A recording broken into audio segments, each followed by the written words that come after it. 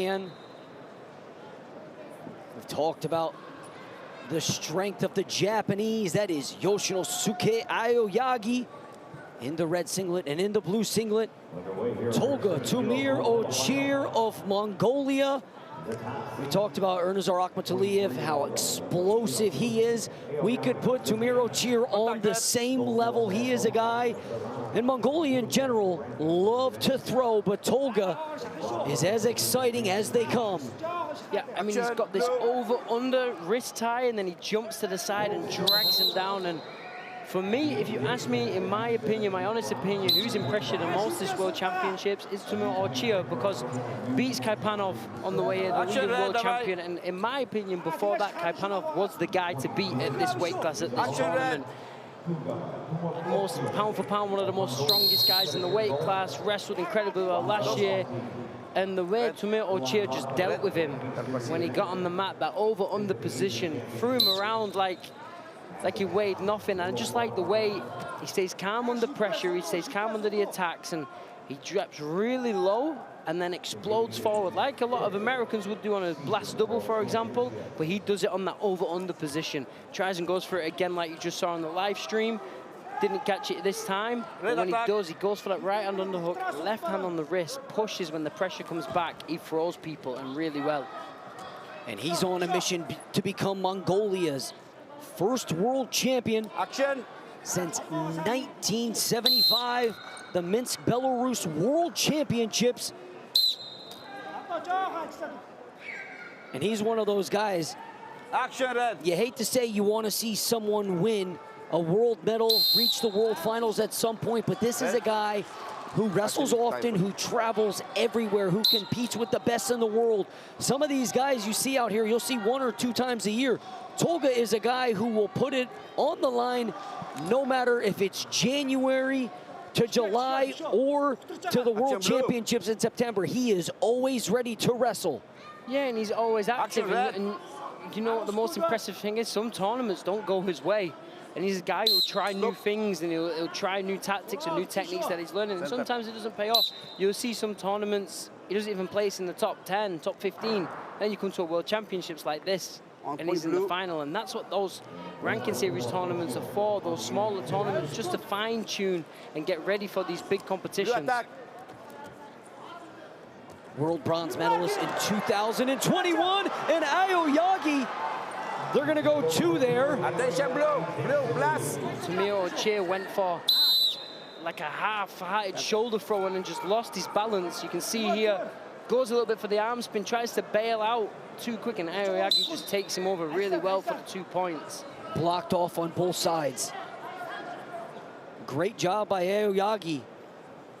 The depth of Japan. I mean, we mention it so often. After the success of the Paris Games, you wondered, can they continue this success? And they have. Takahashi wrestling tomorrow for gold at 86. They have Takara Suda, who was one of the favorites to win at 61. And then, of course, AOYAGI going for gold here. He leads after the first period by a score of 2-1. Time.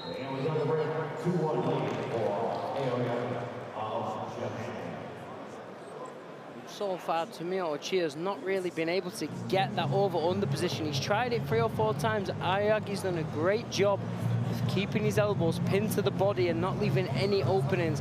Be interesting to see what TUMUR OCHIR does, if he can change his tactics a little, maybe snap the head around a little, move him around before he throws that underhook in. Because we all know once he gets there, he's so comfortable in scoring points.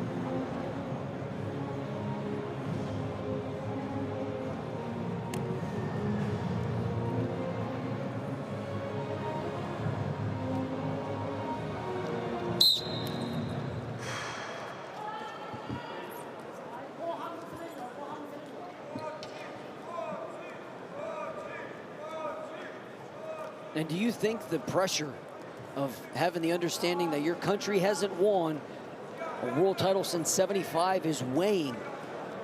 50 years is what he's wrestling against right now.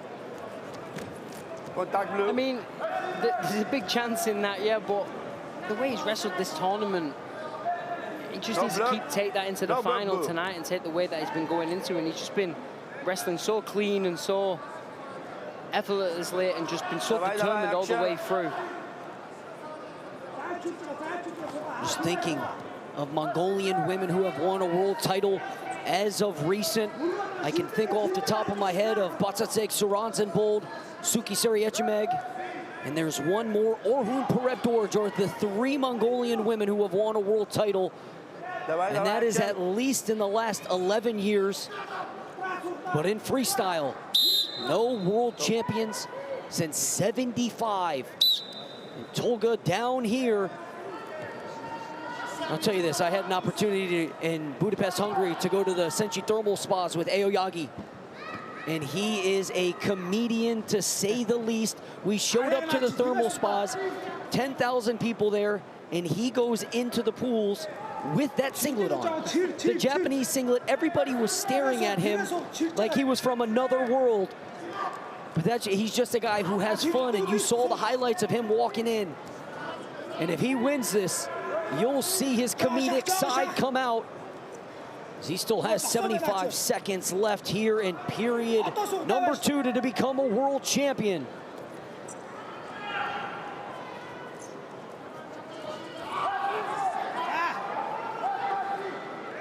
It's interesting, you see the contrast between the semi-final matches that we had earlier compared to the final matches now. These guys are a lot more taking the time, they don't rush into anything, whereas those semi-final matches, it was all guns blazing for 6 minutes.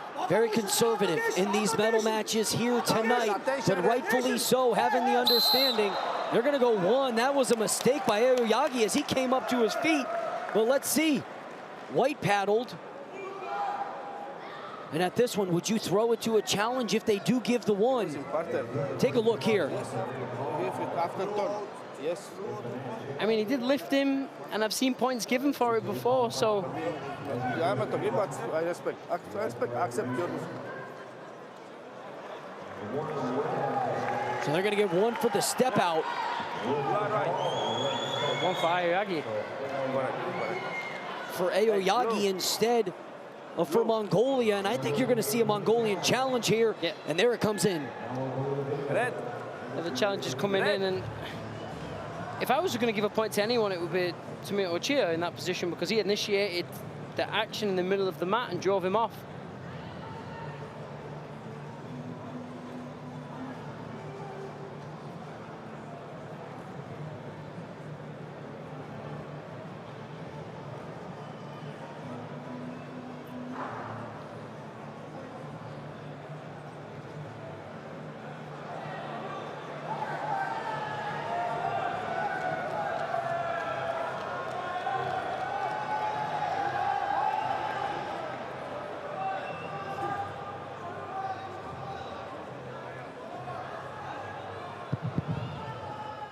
Challenge decision on mat B. Red wrestler is on his knee in the zone, still in a parterre. Blue step out from standing position. 1 point red. Challenge lost. Wow, so in essence, that call's worth 2 points, that step out there. And now you start to think from a Mongolian standpoint, was that a mistake? Because you go, if you get a takedown, then you're in the lead on criteria, but now you need 2 scores as you're down by 3 points, 20 seconds left. Can AOYAGI pull it off? Fleeing the hold, so they're gonna go 1 for blue, so it brings it 16 seconds left. In another conference. I look through that. Okay, for me it was questionable.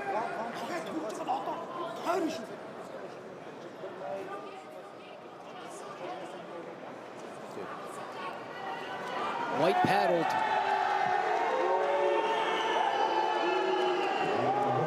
And they say Tomohiro Ochir was just pushing. And now you know a big move has to come.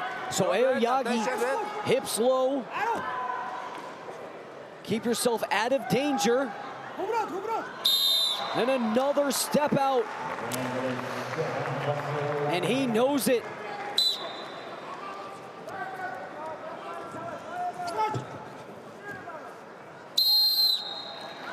So Yoshinosuke AOYAGI